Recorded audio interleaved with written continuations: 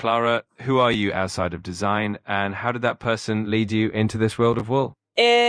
Outside of the design world, I'm extremely sociable. There's nothing I like more than a barbecue, hosting, and partying.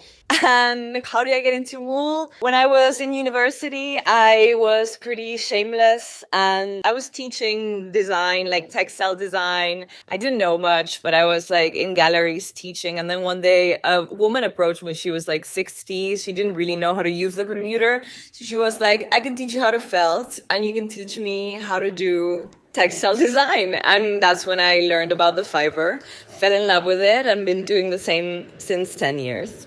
Why wool? What does this material give you that nothing else does? I don't think the energy, it's nice that you find energy in my clothes. What I am inspired by is simply the material.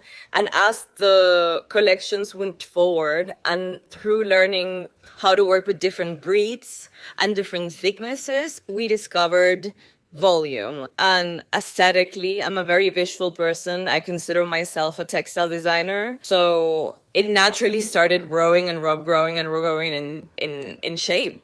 But thank you if you see dynamism in my work. Your shapes feel alive, almost like they're moving.